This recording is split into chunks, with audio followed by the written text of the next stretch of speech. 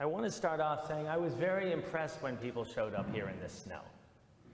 And then I was very impressed when people actually came here in the midst of the virus.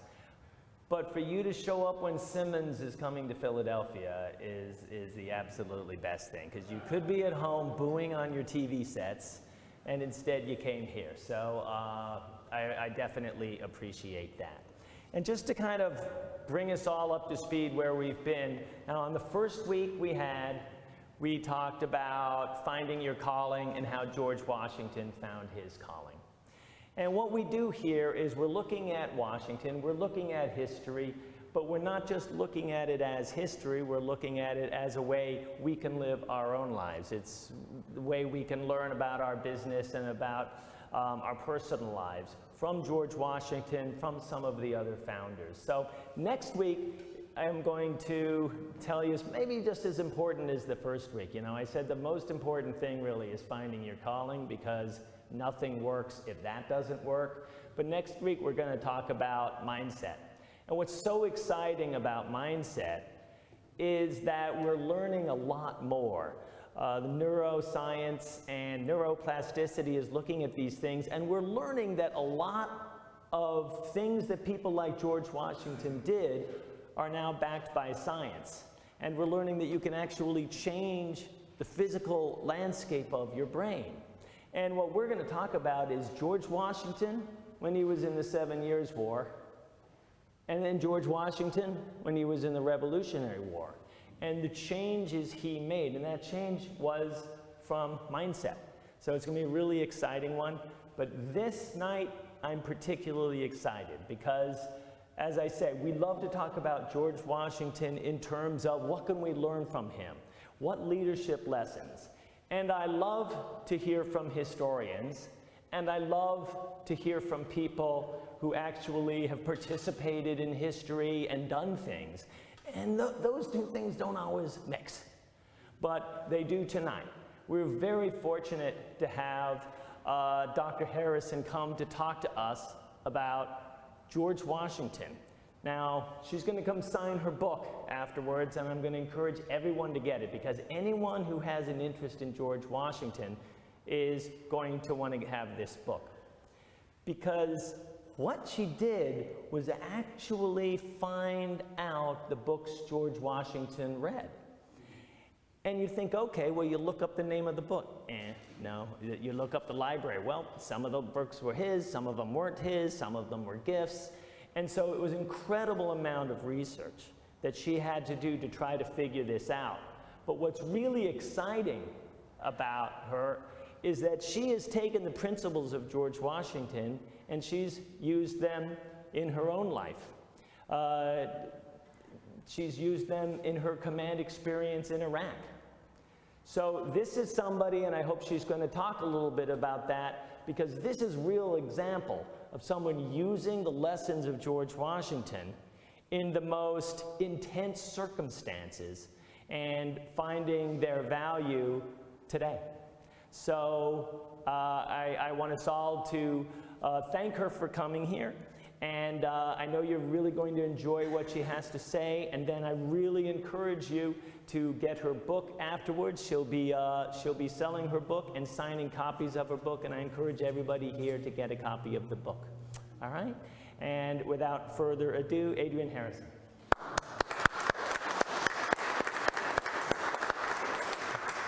Thank you. Very kind introduction. So thank you all, first of all, for coming out and for indulging me. It's always a pleasure for me to be able to talk about George Washington. I think I could probably do it for days on end at this point. But yeah, so I was so excited when David reached out. He and I had connected, I think, through LinkedIn, actually. And we were talking about George Washington for one of his podcasts, and then this opportunity came up. And I was excited to come here to be in this wonderful building and to talk about Washington in a place where, you know, a lot of his applied leadership lessons were actually put to an early test with whipping the Continental Army into shape in that pivotal winter. But if you don't mind, as I talk about Washington in the book, I'm going to make this a little bit of a personal story, as David said, about my own my own journey with George, so to speak. I feel like at this point I know him better than I know a lot of my friends, which I don't know what that says about my relationships, but it's a side story. Yeah, so first of all, let me start by saying that my interest in Washington goes back to when I was 6 years old. I'm going to date myself here, so, oh well. My parents, when I was a kid, bought a VCR. Remember those things, the big clunky tapes? My dad, as I was telling David and our group at dinner, was never one to really buy anything for a bargain. He just would be an impulse buyer. And he bought this one model because it came with 10 free tapes, blank ones. You know, when you had to push play and record at the same time, and it had to be at the right time, and the timers never worked. They started taping everything, my parents. And they taped this mini-series that was made sponsored by General Motors about the life of George Washington, based on the 3-volume biography by James Thomas Flexner. And it starred Barry Bostwick as George Washington, Patty Duke was Martha. A lot of the big names from television from the 70s and early 80s were all, Beau Bridges was in it. I mean, it was just this kind of crazy, very long piece. And I was homesick from school and I watched it, and I was enthralled. It was probably the horses and the uniforms and, you know, the things that go through a 6-year-old's head. But that's where the interest really started, and it always stayed with me. And you know, when I was a cadet at West Point, I did my senior thesis on Washington's southern tour of the U.S. as president of the United States, and then I kind of stuck this interest. It was always in the back of my mind. I graduated from West Point in 2002. So right as the war on terror was really kicking off, 9/11 happened, you know, at the start of my senior year. And I found myself in November 2003 in Baghdad as a platoon leader in the 82nd Airborne Division. And I was living, believe it or not, in an Iraqi used car dealership, which is as luxurious as it sounds. And we were kind of right in the middle of the city. And I was a transportation platoon leader, and I had 27 soldiers, and our job was to get you know, the infantry soldiers, the guys that kick in the doors on TV, we got them to the door and back again. And we were coming back from a mission one day clear across the city, and believe me, that makes New York City gridlock look like a well-oiled machine compared to downtown Baghdad. And we were ambushed on that particular mission.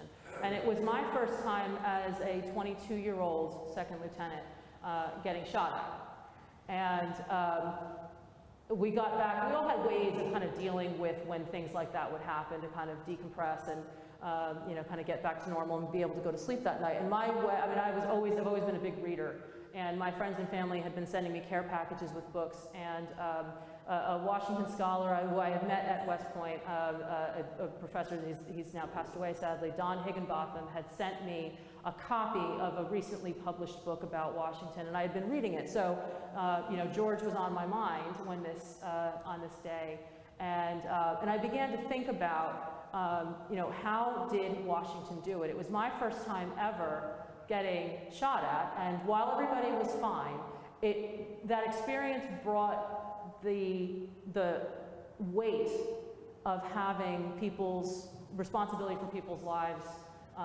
to the fore in a way that it hadn't before. The way that when you're at home and you're training, whether you're in the military or you're in a management role in a company, it takes on a whole new significance when you are in harm's way. And so I began to think about, you know, just kind of trying to unwind and go to sleep that night. How did Washington do this? Because I knew what I was, you know, what I was thinking and how I felt so inexperienced. I was 22. My platoon, everybody in my platoon had been, even down to the lowest ranking private, had more time in the regular Army than I did at this point. And they're looking at me for direction, and I felt like that impulse that I needed to do something all the time, that they're looking at me waiting for action, waiting for decisions to be made. And when you're young and it's your first time being in charge, it's a hard lesson to learn that sometimes you don't do anything. You don't always have to take an action. Sometimes it's the best thing not to do. It's hard to fight that impulse. So I was thinking about, how did Washington deal with this? Because I had the benefit of 4 years of West Point education under my belt. of West Point being one of the best leader development institutions in the world. Washington, at my age, he outranked me. He was a lieutenant colonel. He was doing pretty well. I was just a second lieutenant. But how did he do this? I mean, the answer, I mean, you all are familiar, I'm sure, with Washington's biography. His first combat experience didn't go well. He actually was the guy who started the 7 Years' War. People in history always remember, like, war started by one person. It's always World War I. Archduke Ferdinand gets assassinated, and boom, we're in World War I. That's the one thing people remember. George Washington actually started the 7 Years' War himself. We always forget about that. And I began to understand a lot of how he must have been feeling being in the same kind of position. And I came to appreciate my own training and education a little bit better after that. But the idea of how did he do this? How did he turn it around? After such a poor start in his military career, how did he rise to not only survive that war, but to go on, lead the revolution, win it, and establish a successful presidency that set the precedent for everybody that came after that? So this question was kind of in the back of my mind for the next few years. I did 2 more tours in Iraq after that as an executive officer, and then as a company commander, my 3rd go around. And that was the 15-month tour, good times. And those other services, they're 6-month, 3-month deployments, still bitter. But that question was in my mind still when I went to graduate school. I'd been selected to go back to the history department to teach at West Point. And I was at Rutgers, and I was looking for a dissertation topic, and I knew I needed it to be doable.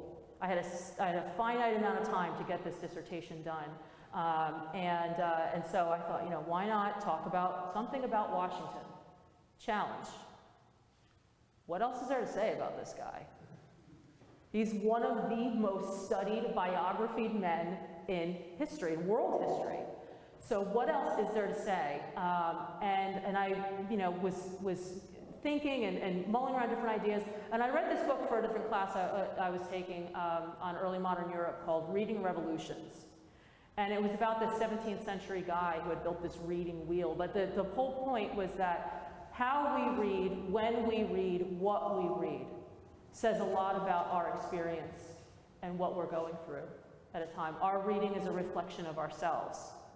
And it was a brilliantly written book, and it made me think about Washington and what was missing from every single biography I'd ever read. Where's Washington's reading? What do we all know about his education? He didn't have much of one, right? He went to school for a little while, his father died, and so there went, with his father passing, went all the plans to send young George to school in England the way his older half-brothers had done. And so for a little while, he went to some local schools. He had a couple of private tutors that his older brothers paid for. But then that was it. And it was all, from there, kind of the mythology takes over. And we don't really think about George the teenager. And we don't ever picture, if I ask you right now, picture George Washington in your head. Don't look at the statues around or any of the stained glass or anything. But just close your eyes and picture Washington. How many people picture him on a horse? Probably most, right? Brandishing a sword, maybe, or, standing there stiffly, like the picture on the dollar bill. We never picture him with a book in his hand. Think about it. We never think of George Washington sitting at a desk with a book and a quill pen taking notes. It was missing from every single biography. And so I thought about this, and I thought about how did he do this? He not only had to be one of the founding fathers, he had to lead the founding fathers. Jefferson, Adams, Franklin. Okay, Franklin's the self-taught guy, but he's a guy who reveled in the honorary degrees that came from his scientific experiments. But, Adams loved to tell everybody he was a Harvard graduate, and Thomas Jefferson's all about William and Mary, and James Madison went to Princeton. Alexander Hamilton went to Columbia. How did Washington, with his 4th grade one-room schoolhouse education, do it? And the answer that I found was that he had, at Mount Vernon, amassed over the course of his lifetime, a private library consisting of over 900 different volumes. Nobody ever talked about that. Why? Because in all of the many, many stories that there are and documentary evidence that we have about what Washington was like, what was it like to have dinner at Mount Vernon with George and Martha? Never, ever did he bring anybody into his study and say, hey, take a look at my bookshelf. This is what I'm reading right now. Would you like to discuss it? Have you read this one? Never. It was a private endeavor for him. It was his self-directed education. And what he did was he read to prepare for every single leadership position he ever had. After some very difficult lessons learned as that young lieutenant colonel who started a war one day. He realized after that experience that he got in over his head. And if you go back and you look, and it sounds like in your next discussion when you talk about Washington and the 7 Years' War, it's actually pretty painful to read what the decisions he made and the priorities that he had and everything. It was pretty bad. But he had to learn from that experience. And there's really three things that underpin Washington's philosophy about leadership. One is that leaders were learners. After that experience of starting the 7 Years' War, as he continued his service with the Virginia Regiment, he was exposed to a lot of high-ranking British generals, and certainly a wealth of other British officers who had come to the colonies to fight the war. And this was the beginning of what is called the British military renaissance, where the British establishment really took on board the idea that as an officer, you need to be a student of the military art. So from the time of being young cadets or young subalterns or lieutenants, they would read and they would travel Europe and they would study and they would go to foreign military academies and they would observe different countries' wars going on so they could learn as much as they could about their chosen profession. Washington is exposed to this, and by the end of his tenure in the Virginia Regiment, when he's now commanding it, he tells his officers, you know, having no other example to guide us, let us read. And he starts directing his young officers that are now younger and less experienced than him to pick up, get whatever copies of military books are around and start reading them. So that the Virginia Regiment is run just like a regiment in the British Army. It's founded on it's operating on the same principles, the same discipline, the same rules, so that they can operate on a battlefield with their British counterparts. So you can see the kind of the seeds for this were starting just as Washington's in his mid-20s. And then something happens. And he comes up against, at the end of that war, he expects to become a British officer in a red coat. General Braddock, who he had served under, had promised him to help him out with what was called preferment, to get his name in the door and get him at least probably a captain's commission in the British Army. And then Braddock is killed. And Washington goes to Philadelphia to lobby the then commander-in-chief in North America, Lord Loudon, and he runs straight into a brick wall. Loudon dressed him down for saying, how dare you come to me and ask for a commission in the British Army, the King's commission, when you haven't read the proper books. And he grilled him, have you read this? Have you read this? Have you read this? It was humiliating.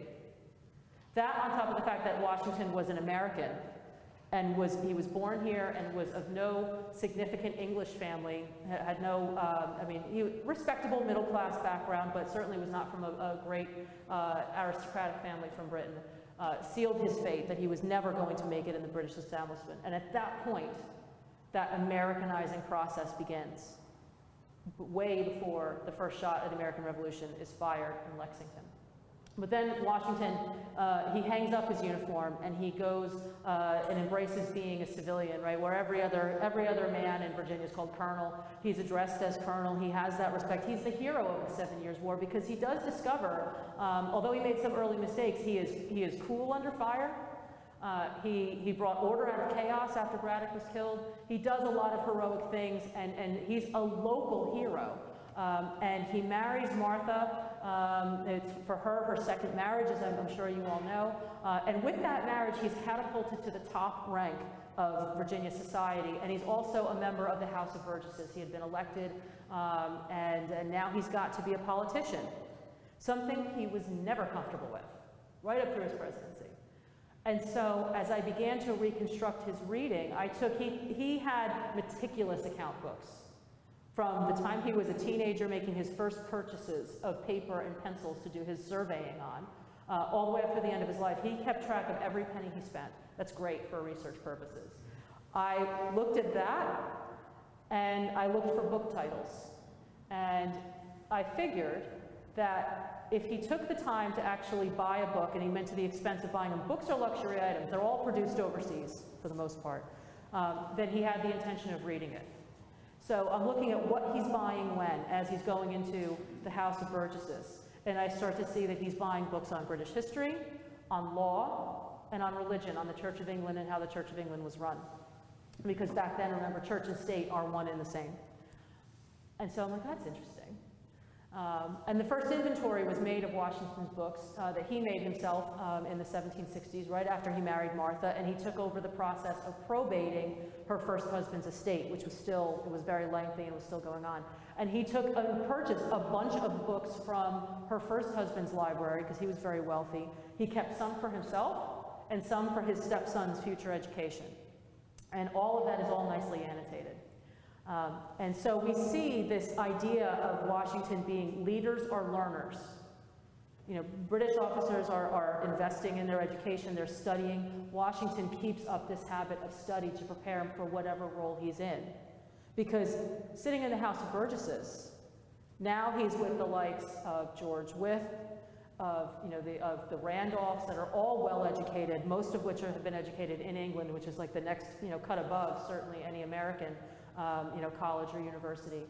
And he's a backbencher and he's uncomfortable. So you see him reading furiously. How do we know he read things? First of all, he had a habit of putting his signature on the flyleaf of books. Not one for really underlining or making a lot of marginal notes, but again, if he went to the pain and expense of finding a book and purchasing it and then putting his name in it, okay, he has to have at least flipped through it. You don't do that for no reason. There's no such thing as a coffee table book back then. So I was looking at all of that, and fortunately we also have the catalogs for when the Washington books went up for sale after the Civil War.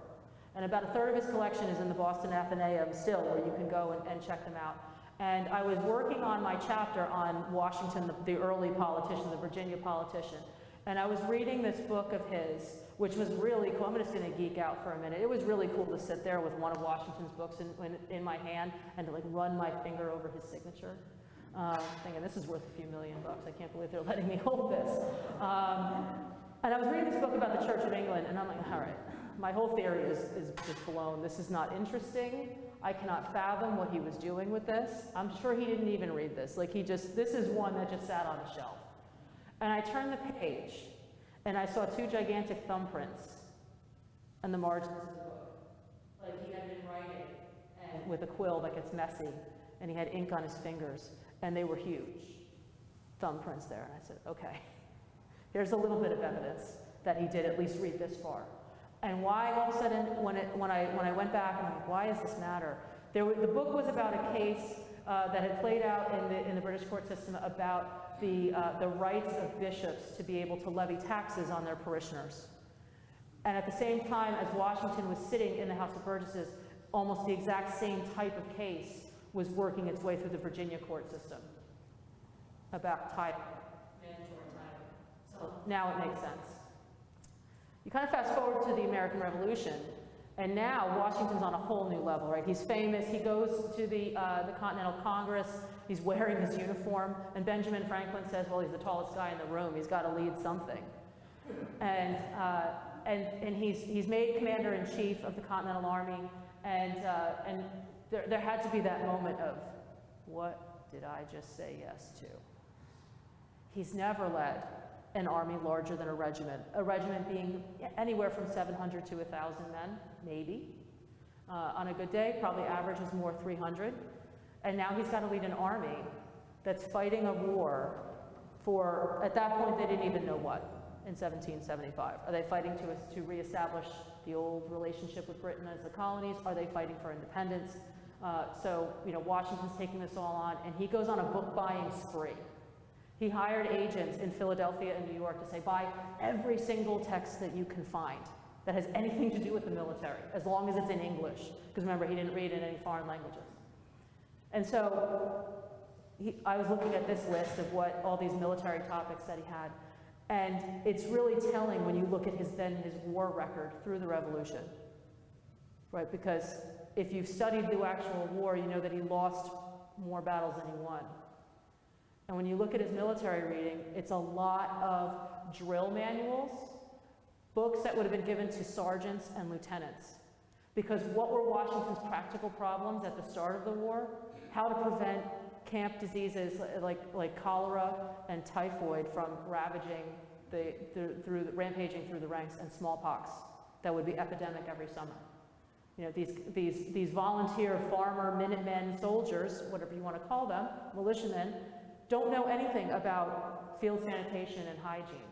That's what Washington's reading about, so he can issue the orders. Because by the way, none of his officers know this stuff either, the lower ranking ones.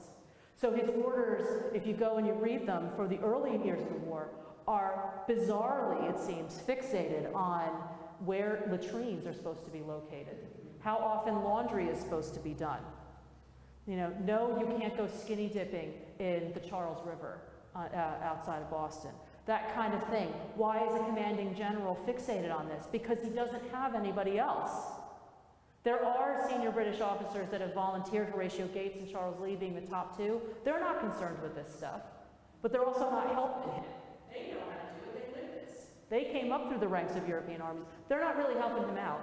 So this is what he's concentrated on. He has no time for battlefield tactics. He has no time for grand strategies. He's not reading the Peloponnesian War and, you know, Thucydides and all of this kind of stuff, and then Alexander the Great and Frederick the Great and all that. He doesn't have time for that. This is practical reading to solve immediate problems that are before him. And you can see that reflected again in his battlefield record. It's not good. 1776, he loses in New York City after getting the British to evacuate Boston, they were pretty much exhausted anyway. He goes down to New York. He anticipates correctly, because he's very good at seeing the big picture. He's always a very good strategist. He knows the British are going to invade New York next. It's a large port, natural place for the Royal Navy to be able to last the winter. New York City, loyalist population, welcoming of the British Army. And so Washington has to defend New York, and it goes badly. He loses Brooklyn Heights. He loses at Kips Bay. He loses Fort Washington. Then in New Jersey, he loses Fort Lee. He makes running away in the middle of the night an art form, which is something you're not supposed to do in the 18th century. If he had read those books, he would have learned not to. No, he has to do that in order to survive. And he learns to adapt. And it's the other part, it's the second really component of what really underpins his leadership. Leaders are learners. Leaders also accept that they're not the smartest guy in the room and that they have to adapt to their circumstances. So he welcomes the ideas, and when someone tells him, hey, you know, we can run away, I can get you. When John Glover says we can get across the East River from Brooklyn to Manhattan in the middle of the night, Washington listens. It's not always about him and his great ideas. He will listen to different people's perspectives. He's slow to make decisions. But when he does, he expects that his orders will be obeyed. And so you see this, unfortunately, a losing pattern emerges in New York. He's out-generaled. The British are textbook, and he hasn't read the same books as them. But he makes it, and then he adapts. And when he crosses the Delaware River, you see that strategic shift. He's got to keep his soldiers in the war. Their enlistments are going to expire at the end of December. Think about that. If you've ever held a leadership position in any sort of organization, think about having to re-recruit every 6 weeks. That's what he's facing. Again, no time for the grand strategy. He's got to come up with something else. And so he adapts his thinking, and it's like, okay, I'm going to play to my team's strengths. You're not going to find that in any military book from the 18th century, but he does it. The other thing that he tries to do is to not make the same mistake twice, at least not the same way. And so you start to see over time his track record throughout the war gets a little bit better. He still loses a lot of battles, but it tends to be for different reasons, and he's not making the same mistakes that he made earlier on. So you see this kind of maturation of his development as a general officer, and being able to be learning on the fly how to lead under the greatest possible pressure. This is why we make such a big deal out of him at West Point. And then I looked at after the war. You know, what does he do then? He goes back to Mount Vernon, having not accepted a salary for the entire 8 years of the war. He is land rich and cash poor. And so he begins to experiment with new types of agriculture. How can he make his farms profitable again after they haven't turned a profit in more than a decade? And so he starts reading agriculture books, and he starts corresponding with British and French agricultural societies, asking about crop rotation and different types of crops that can yield different types of products. And he's, in the colonial period, was one of the earliest to ditch tobacco, but you start to see him experimenting with different ways to not just grow different types of crops like wheat and rye, but then what you can do with it. So he opens a distillery. You can still buy his whiskey. They make it they rebuilt it down there. You could start a tractor with it. I don't know if you would really want to drink it. It's much stronger than anything we would drink today. But he starts, what can I do to make my businesses more enterprising? It's that as a leader, that there's always one more thing you can do. You don't ever be content with what you have. There's always something you can do to improve your situation. And so, you know, that's really, that dominates that kind of that interwar, the period between the Revolution, the Confederation, and then the Constitutional Convention. And then you see something different happen when he becomes president. You know, even think about his inauguration. We just know that these things are going to happen every 4 years, and they kind of all follow the same pattern. Nobody ever thought about that when they wrote the Constitution. There's no like how to do an inauguration, that a Bible is required or not. Who gives the oath of office? There was no Chief Justice of the Supreme Court yet. And Washington shows up to his inauguration in New York, and there's no Bible waiting for him. They assumed he was bringing one. Now presidents do. He assumes, I'm showing up to take an oath, you're asking me to take an oath, you supply the Bible. So some poor person got sent across the street to, there was a Masonic temple, and they bring back the only Bible they could find, which was a pulpit Bible. The thing was the size of a Volkswagen. And it was huge, and it was in 6 languages, and it was on this pillow, and you could just imagine that this poor guy's holding it, and he's getting weak in the knees as he's reaching muscle failure. And it was open. Now presidents choose a passage in the Bible that means something to them, if they are, you know, if they're religious. And a lot of them choose with great meaning, and they use family Bibles, and there's great stories that go with a lot of them. And some get reused, like the Lincoln Bible's been used several times, and Washington's Bible has only been brought out a couple of times. It's just too big. Washington, they just opened it. It's like, Genesis, good. There was no how-to, and he realized every single thing he did was setting the precedent for everybody that was going to come after. And if you know anything about how British state openings of Parliament work, and you look at Washington's inauguration, it was a complete juxtaposition of that. The Queen goes to Parliament to open it. She's in her robes of state. She's got the crown on her that she's wearing on her head. Everybody comes in. They stand. She sits on her throne to deliver her speech, or at least she did until COVID. And Washington wears plain brown, American, homespun, no imported lace or anything fine like that. No shiny buckles. He did have his decorative sword, but that was kind of expected. He tells everybody, he goes in to give his inaugural address to the 2 houses of Congress. He tells them to sit, he stands. Everything is turned on its head, and it was all deliberate, because he read a lot about British history. And this is, as much as we took from British history, and a lot of the British Constitution and their systems is embedded in ours, this was a fresh start. And so he's doing everything deliberately. And then how does he figure out, as president, how do I know if I'm doing a good job? In centuries before there's opinion polling, right? There's no Gallup, you know, or Monmouth, or any of the big polling, you know, outfits that we have today. And so what did he do? He started collecting newspapers. And he started collecting those, and those got biased, right? You have the Jefferson-Hamilton newspaper wars of the 1790s, and that's bad.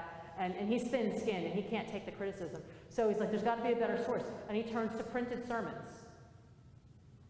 Because a lot of clergymen published their sermons locally. They would be printed up and able to be purchased as pamphlets.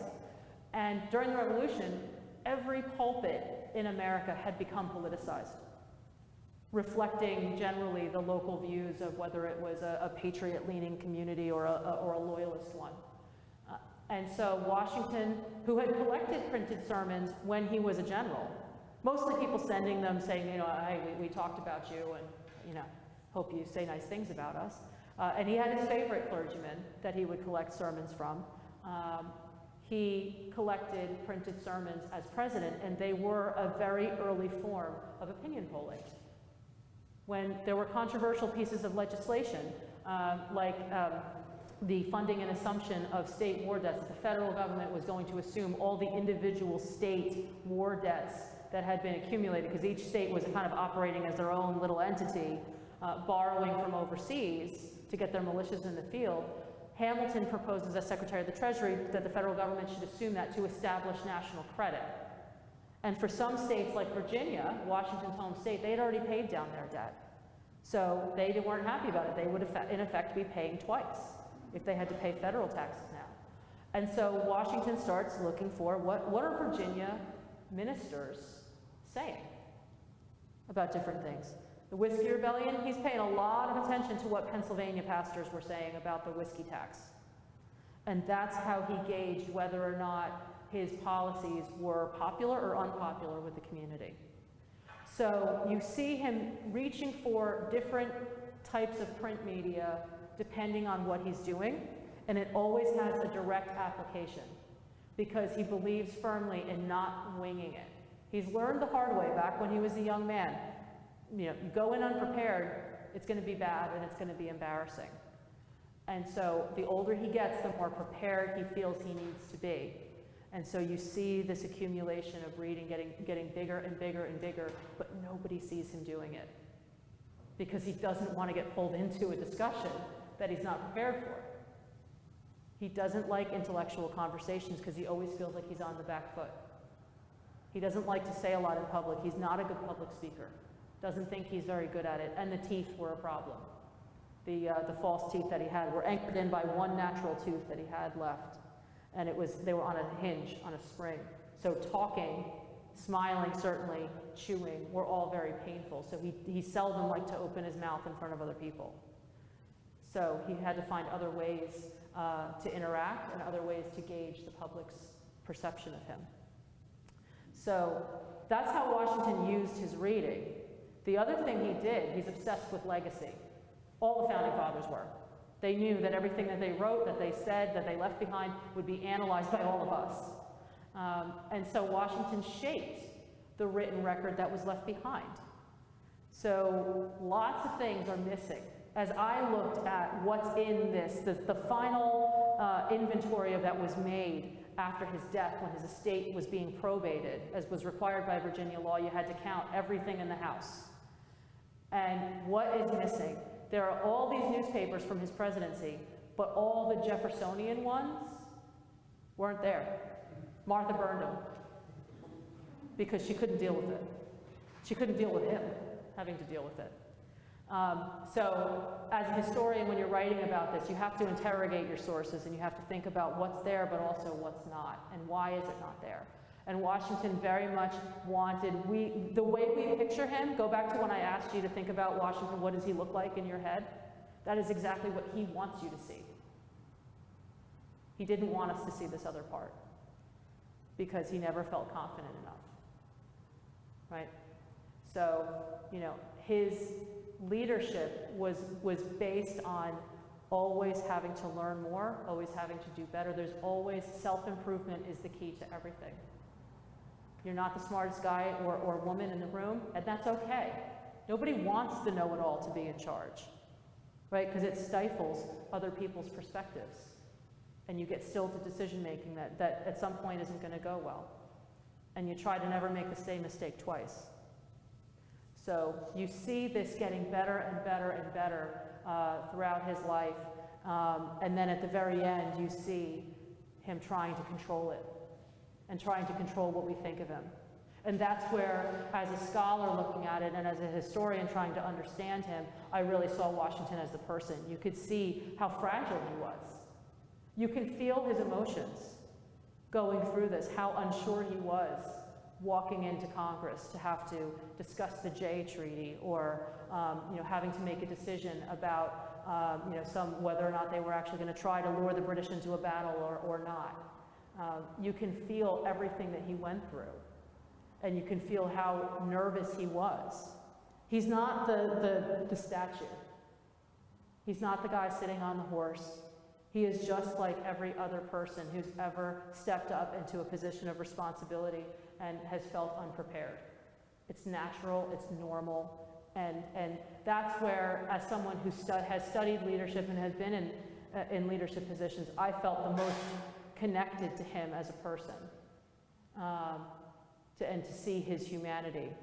It's not trying to understand him through, how many horses he rode, or how many foxes he hunted. He was good at all of that too. But to really understand him, much like to understand all of us, what's on your own bookshelves? It's a reflection of who you are. And it just was surprising to me. It was a happy surprise that nobody else had figured that out before I got to it, because then that got to be my topic. So it was a fascinating experience to be able to delve into that, and it was one that hopefully will shed a light on him that we previously haven't seen. So with that, I thank you for your patience as I talked through all that, and would welcome any questions that you have.